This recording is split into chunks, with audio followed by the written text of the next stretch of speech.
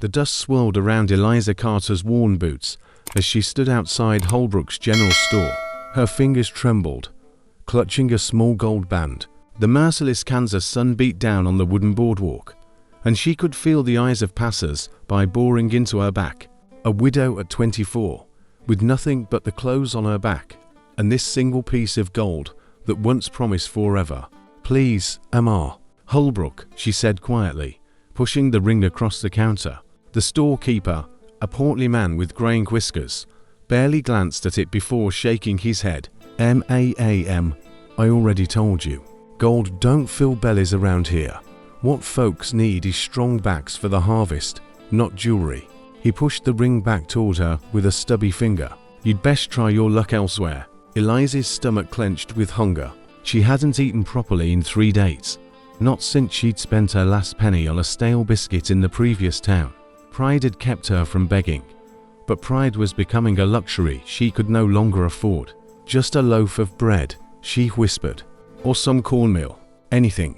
The bell above the door chimed as another customer entered. Eliza didn't turn, to focus on willing the storekeeper to show mercy. Her late husband, Thomas, had bought this ring in Street Louis, saving 4 months to afford it. Now, it seemed as worthless as a pebble on the prairie. "Problem here, Holbrook?" a deep voice asked from behind her. "No problem, Mr. Harper. Just explaining to this lady that we don't trade in gold." Eliza finally turned. The man who'd entered was tall and lean with sun-weathered features that spoke of long days under the open sky. His clothes were practical but well-maintained. Canvas pants, a blue work shirt, a leather vest. Not a townsman, she realized, but not quite a drifter either. "Ma'am," he said, tipping his wide-brimmed hat. His eyes, the color of prairie grass, took in her travel-stained dress and hollow cheeks with a quick, assessing glance. "I was just leaving," Eliza said, reaching for the ring. Her hand shook with the effort of maintaining composure. "That's a wedding band," the man observed quietly. She nodded, unable to trust her voice. "Holbrook, give the lady some provisions. Put it on my account." The storekeeper's eyebrows shot up. "Now, Mr. Harper, my account. My account. Daniel Harper," he repeated firmly. Then, to Eliza, "Ma'am, I don't mean to presume, but gold isn't what we need out here." "You are." She stared at him, certain she'd misheard. "I beg your pardon. My father runs the Harper Ranch, about 5 miles north. We lost our cook last month when she married and moved to Colorado. We've got 8 ranch hands who can rope a steer blindfolded, but can't boil water without burning it." A slight smile tugged at the corner of his mouth. "If you can cook and aren't afraid of hard work, we've got a position available. Room, board, and wages." Eliza's throat tightened. She'd been a merchant's wife in Missouri before the fever took Thomas and the bank took everything else. Cooking for ranch hands wasn't what she'd imagined her life would become. But then, neither was starving on the prairie. "I can cook," she managed. "Then we'd be obliged if you'd consider the position." He turned to Holbrook. "Get her whatever she needs for the road. Some proper supplies, too." As the storekeeper grudgingly began filling a basket, Daniel Harper studied her with those steady green eyes. "When did you last eat a real meal?" Pride flared briefly. "That's not your concern, Mr. Harper. It is if you're going to work for us. Can't have you fainting into the stew pot." His tone was matter-of-fact, not unkind. "There's a boarding house across the street, Mrs. Donnelly serves a fair noon meal. You could eat, rest up, and I'll come back with the wagon in 2 hours. I haven't accepted your offer yet." "No, ma'am, you haven't. But you're considering it, else you'd have walked out already." He placed some coins on the counter. "For Mrs. Donnelly," he said to Holbrook. "See the lady gets there safely." He turned to leave, then paused at the door. "Keep your ring, Mrs. Carter. Eliza Carter, Mrs. Carter. Keep it. Out here, we don't trade away our memories. We just learn to carry them differently." After he left, Holbrook handed her the basket, now heavy with cornmeal, salt pork, dried beans, and even a small bag of sugar. "Daniel Harper's a good man," he said grudgingly. His paws fair, too. It's honest work they're offering. Eliza nodded, clutching the basket with one hand and the ring with the other. The kitchen, as it turned out, was both better and worse than Eliza had expected. The room itself was spacious, with a large cast iron stove, sturdy work tables, and shelves lined with provisions, but dust coated every surface, and the remnants of the ranch hands' attempts at cooking were evident in scorched pots and a sink full of unwashed dishes. "I know it's a sight," Daniel said apologetically, setting her bag down. "The boys tried their best, but it's fine," Eliza interrupted, already rolling up her sleeves. "Though I'll need water heated for cleaning, and someone will have to show me where everything's kept." "I'll fetch water," he offered immediately. "Your room's through there.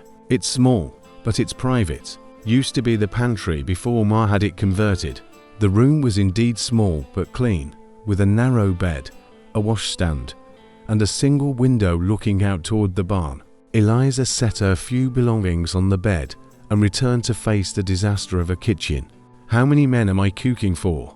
"8 hands, plus Pa and me. Sometimes more during roundup or when we hire extras," Daniel replied, already pumping water into buckets. "The men eat hearty. They work hard." As he heated water on the stove, Eliza began her assessment. The larder was well stocked with basics: flour, cornmeal, beans, salt pork, and preserved goods. There was even a root cellar with potatoes and onions. She could work with this. "What time do the men rise?" "First light. They'll want coffee and breakfast by 5. He glanced at her. "I know it's a lot to ask. I'll manage," she replied, beginning to sort through the pots, setting aside those too damaged to save. "Mr. Harper." "Daniel," he corrected softly. "Daniel. Where's the nearest creek for washing?" "Behind the house, about 50 yards. But we haul water for the kitchen." He paused in his work. "Mrs. Carter, about what I said in town." She looked up from scrubbing a pan. "Yes, when I said gold isn't what we need, you are. I meant it. This ranch runs on work and grit, not pretty things. We've all got our reasons for being here, our losses. What matters is what we do with today." Before she could respond, the door banged open, and men began filing in, drawn by the smell of heated water and the sight of a woman in the kitchen.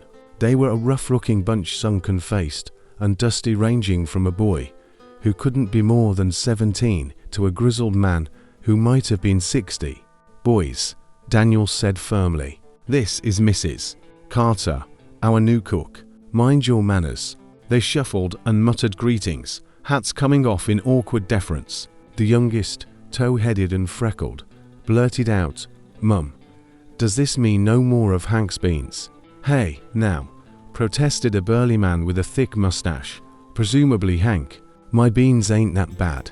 Your beans could chew a horse," another man drawled, earning a round of laughter. "Enough." Jacob Harper's voice cut through the noise from the doorway. "Mrs. Carter's got work to do. You all clear out and let her do it. Supper's at 6. They filed out reluctantly, but Eliza caught the hope in their eyes. When the door closed behind them, she turned to Daniel. "Is there coffee?" "They'll expect coffee in the morning. I'll show you where everything is," he said. And for the next hour, he helped her navigate the kitchen's mysteries, where the coffee was stored, how the stove's dampers worked, which pots were for what purpose. He was patient and thorough, and she found herself relaxing slightly. "Your mother," she ventured as she seasoned a salvaged pot. "She taught you about kitchens." "Some. I was the youngest. Spent more time in the house than my brothers." A shadow crossed his face. "They're gone now. The war took them. It's just Pa and me running things." The war. It had taken so many, left so many women widowed, so many families broken. Eliza didn't ask which side out here. It mattered less than survival. By the time the sun had fully set, she had the kitchen in some semblance of order and a simple supper ready. Beans, properly seasoned this time, cornbread and fried salt pork. It wasn't fancy, but it was hot and plentiful. The men filed in promptly at 6, taking their places at the long table with an eagerness that would have been comical if it weren't so earnest. Jacob took the head, Daniel to his right, and Eliza served quickly and efficiently. The first bite was met with absolute silence. Then the youngest, whose name she'd learned was Billy, let out a sound that was almost a moan. "Ma'am, this is, it's food." "Billy," she said crisply, "eat it while it's hot." But she saw the looks exchanged, the way they ate with renewed appetite, cleaning their plates and looking hopefully for more. She'd made extra, anticipating hungry men, and watched with satisfaction as the serving platters emptied. "Hey, Mrs. Carter," Jacob Harper said as she cleared the table. "That was a fine meal. First one we've had in too long." The compliment was simple, but she could see he meant it. The other men murmured agreement, and she caught Daniel watching her with something like gratitude in his eyes. After supper, as she washed dishes, Daniel appeared at her elbow with a dish towel. "You don't have to," she began. "Ma made everyone help with cleanup. No reason to change now." He took a dripping plate from her hands. "The men are already talking about breakfast." Billy offered to get up early to help with the fire if it means proper biscuits. "I'll manage the fire myself, thank you." But she was pleased despite herself. It had been so long since anyone had appreciated anything she'd done. "You did well tonight," he said quietly. "I knew you would.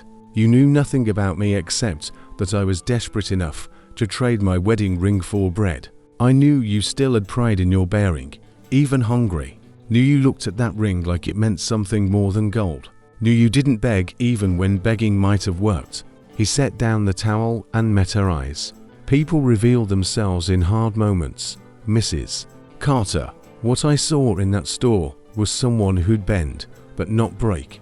The words settled into her chest, warming something that had been cold for months. She turned back to the dishes to hide whatever might be showing on her face. "Fine words, Mr. Harper, but I'm just a cook now. Nothing more. Nothing wrong with honest work." He picked up the towel again. "And please, just Daniel. Mr. Harper is my father." They finished the dishes in a companionable silence. As Eliza dried her hands, she noticed him pull something from his pocket. A small bunch of prairie flowers, already slightly wilted. "Picked these on the way back from town," he said almost shyly. "Thought your room might. Well, I always liked flowers in the house." The gesture was so unexpected, so gentle from this quiet man, that Eliza felt her throat tighten. She took the flowers carefully. "Thank you, Daniel." He nodded and turned to go, then paused at the door. "Mrs. Carter, what you said about being just a cook, you're wrong. You're someone who's choosing to build something new instead of lying down in the ashes of what was. That takes courage most folks don't have." After he left, Eliza stood in the clean kitchen, holding the prairie flowers. Through the window, she could see lights in the bunkhouse, hear the low rumble of men's voices and occasional laughter. Above, stars were beginning to pierce the darkening sky, more stars than she'd ever seen in Missouri. She found a small jar for the flowers and placed them on the windowsill in her room. As she prepared for bed, her hand went automatically to her pocket where the wedding ring rested. Thomas would have liked Daniel Harper, she thought, would have appreciated his straightforward manner and quiet kindness. For the first time in 6 months, the thought of her husband didn't bring the sharp stab of grief she'd grown accustomed to. Instead, there was a gentler ache, like an old bruise rather than a fresh wound. The next morning at breakfast, Billy, the youngest of the cowboys, loudly declared that Mrs. Carter's beans could make a horse smile. Laughter erupted throughout the kitchen, and Eliza felt a warmth spread through her chest. These men, gruff and direct, were grateful for her labor. They didn't see her as a fallen woman or a helpless widow. They saw her as a cook, and that was all she could have wished for. In the following days, she took full command of the kitchen. She made shopping lists for Daniel's trips to town, invented new recipes from the available ingredients, and even convinced him to plant a kitchen garden so they could have fresh vegetables. She milked Rosie, the gentle cow, every morning and evening, just as Daniel's mother had taught him. Gradually, they began to spend more time together, not just for work, but just because. He told her about life on the ranch, the challenges, his brothers, She shared stories from her life in Missouri, about Thomas, about her dreams. They didn't speak of love or the future, but every evening conversation, every quiet moment in the barn, was a step closer. One evening, as they sat on the porch watching the sunsets, Daniel turned to her. "Eliza," he said, and her name sounded so natural in his voice that she shivered. "You know, I think my mom was right. The prairie takes everything soft away, but it gives you something back. I think it gave me you." Eliza felt her heart flutter. She took off her wedding ring and gave it to Daniel. "I thought this was the only thing I had left from my old life, but I was wrong. My past will always be with me, and with it, the strength I've found. I don't need this ring to remember him. I want to make new memories with you." Daniel took the ring, looked at it, and then carefully placed it in his pocket.